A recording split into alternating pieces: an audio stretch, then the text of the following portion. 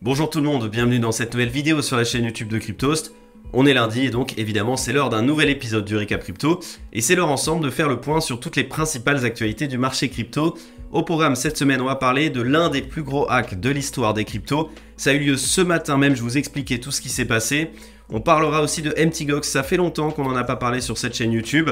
Il y a eu quelques nouveautés, je vais vous expliquer tout ça dans cette vidéo. Et puis on parlera évidemment aussi de la SEC qui continue de s'attaquer à l'industrie des cryptos et qui annonçait d'ailleurs vouloir s'attaquer également à la finance décentralisée, à la DeFi. On va en parler dans cette vidéo et je vous propose d'ailleurs qu'on commence tout de suite. Et on commence tout de suite avec ce qui est évidemment la plus grosse actualité de cette vidéo, le protocole décentralisé Mixin Network a annoncé très tôt dans la matinée avoir mis en suspens ses fonctionnalités de retrait et de dépôt après avoir essuyé une attaque qui leur a fait perdre 200 millions de dollars.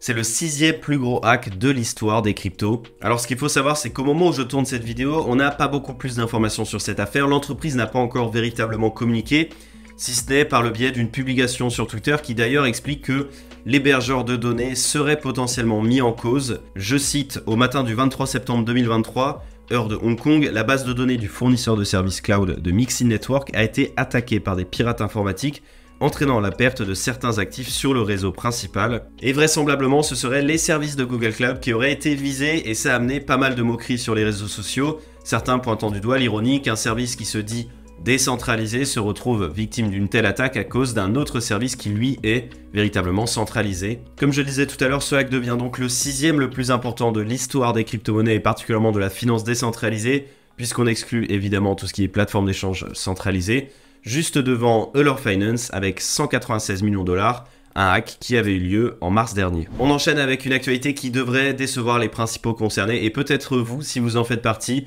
Il faudra attendre quelques mois de plus avant de récupérer ces précieux bitcoins qui avaient été perdus dans l'affaire MTGOX en 2014. En effet, dans une lettre qui a été publiée jeudi dernier, on apprend que les délais de remboursement des créanciers de MTGOX ne pourront pas être tenus. La date limite était fixée initialement au 31 octobre 2023. En accord avec le tribunal de Tokyo, elle a été repoussée de 1 an exactement, donc jusqu'au 31 octobre 2024. La raison principale qui a été invoquée, c'est le temps requis pour effectuer correctement tous ces remboursements, entre la collecte des informations auprès des dizaines de milliers de créanciers, la validation des identités de ces créanciers avec l'administrateur de réhabilitation de MTGOX, le déclenchement de l'opération de paiement, il semblait impossible de respecter le délai prévu. Et oui, quasiment 10 ans après cette affaire, les fantômes de MTGOX continuent de hanter l'écosystème des crypto-monnaies et principalement les investisseurs qui ont perdu de l'argent dans cette affaire.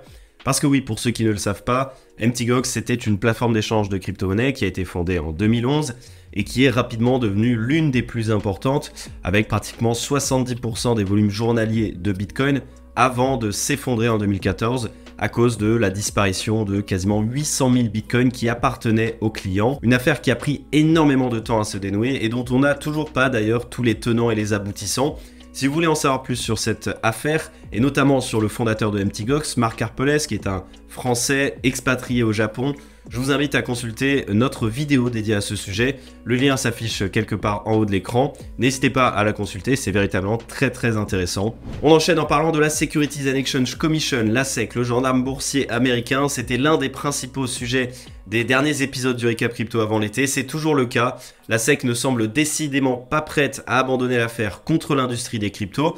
Et elle a continué d'ailleurs en expliquant, après avoir évidemment mené des attaques à l'encontre de Binance, de Kraken, de Coinbase, qu'elle allait continuer à s'attaquer aux plateformes d'échange de crypto-monnaies, et pas forcément les plus importantes, même les petites peuvent être concernées, et d'ailleurs ils ont précisé également que la finance décentralisée, même s'il y a un label décentralisé dessus, n'était pas épargnée par les attaques qui allaient venir. C'est David Hirsch qui est le responsable de la branche crypto de la SEC qui a proféré ces menaces contre l'écosystème crypto.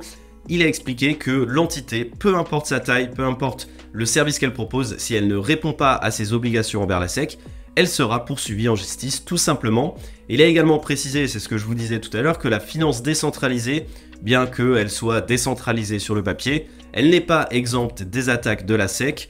Il a expliqué, nous allons continuer à mener des enquêtes, nous allons être actifs dans cet espace, et l'ajout du label DeFi ne va pas nous dissuader de poursuivre notre travail. Voilà, vous l'avez compris, la SEC affirme une nouvelle fois sa volonté de chercher des poux aux acteurs de l'écosystème crypto, mais la bonne nouvelle, c'est que la plupart d'entre eux comptent bien se défendre, à l'instar de Grayscale, de Coinbase ou de Ripple par exemple. et certains ont même déjà gagné des petites victoires. On enchaîne en parlant d'une actualité qui est assez symbolique d'un passage de témoin entre deux tendances, celle qui a animé le précédent bull run, à savoir tout ce qui est autour des Layer 1, vers une nouvelle tendance qui animera très probablement le prochain bull run, à savoir les Layer 2. Cette actualité, c'est que Base, la Layer 2 développée par Coinbase, a dépassé Solana en termes de valeur totale verrouillée, Total Value Locked, aussi connu donc sous l'acronyme TVL. Ça ne fait qu'un mois que Base a été lancé sur son mainnet, mais cette Layer 2 développée par Coinbase explose littéralement, à tel point qu'elle dépasse donc une mastodonte des Layer 1 tels que Solana en termes de valeur totale verrouillée sur la blockchain. À l'heure où on se parle, la TVL de Base a dépassé 370 millions de dollars contre 310 millions de dollars pour Solana. Concrètement, cette hausse elle a eu lieu sur les 30 derniers jours avec une augmentation de 111% de la TVL sur Base, contre une diminution de 12% sur Solana. Alors il y a deux raisons pour expliquer ça. La première, c'est qu'il y a un protocole de DeFi, Aerodrome, qui a réussi à tirer son épingle du jeu au sein de l'écosystème bouillonnant de Base, et qui a réussi donc à mieux se placer, et qui embarque à lui tout seul 200 millions de dollars de TVL. Et la deuxième raison, c'est évidemment Friendstake, dont on a déjà parlé ensemble, qui a fait l'objet de plusieurs articles sur Cryptos, parce que c'est un protocole qui divise énormément la communauté. Friendstake a évidemment lancé aussi cette tendance sur l'écosystème Base et a attiré énormément de nouveaux utilisateurs. Alors évidemment, on s'est attardé sur la métrique de la TVL, mais il y en a beaucoup d'autres pour juger de la santé d'une blockchain, notamment le nombre d'adresses actives au quotidien et le nombre de transactions réalisées chaque jour. Et à ce jeu, Solana bat à plate couture Base avec 2 fois plus d'adresses actives, mais surtout une vingtaine de fois plus de transactions chaque jour. En tout cas, rien n'est figé. Il est probable que Solana retourne la situation et reprenne sa position au-dessus de Base. Néanmoins, ce qu'il est intéressant d'observer, c'est que ces Layer 2 ont rapidement réussi à embarquer un gros volume sur ces blockchains, avoir des TVL qui ont atteint des niveaux assez importants en comparaison de Layer 1 qui existent déjà depuis un certain temps, alors qu'elles ont été lancées en cette période de bear market. Et on termine avec une actualité française. La startup Bubble Maps a annoncé une levée de fonds de 3 millions de dollars pour développer ses activités on-chain. Un tour de table qui a vu la participation de sociétés de venture capital assez connues en France, notamment Stake Capital, Ventures ou encore INSEE Capital, mais également de business angels que vous connaissez certainement comme Owen Simonin, aka Asher, ou encore Nicolas Baca, ex-CTO de Ledger. Si vous ne connaissez pas Bubble Maps, c'est une plateforme qui permet d'avoir une représentation visuelle des principales crypto-monnaies qui sont détenues par les holders sur différentes blockchains, et ça permet donc de visualiser en un coup d'œil les différentes données on-chain qui peuvent être intéressantes à exploiter. L'idée, c'est de représenter les portefeuilles sous la forme d'une bulle. Plus la bulle est grosse, plus la valeur des actifs qui sont détenus est importante. Ces bulles sont connectées entre elles avec des traits en fonction des opérations qui ont été réalisées. Et l'idée, c'est de pouvoir visualiser très rapidement les connexions qu'il y a entre les différents gros holders et de pouvoir parfois détecter des connexions qui étaient cachées et de pouvoir aussi donc repérer par exemple du wash trading, de l'insider trading ou des DAO corrompus. Voilà, c'est la fin de cette vidéo. On a fait le tour des principales actualités crypto de cette semaine. J'espère que cet épisode vous aura plu. N'hésitez pas comme d'habitude à nous le dire dans les commentaires. N'hésitez pas à mettre un like, à partager la vidéo, à nous suivre également sur tous nos réseaux sociaux. Tous les liens sont dans la description. Je vous souhaite de passer une excellente semaine et je vous dis à très vite sur la chaîne YouTube de Cryptost.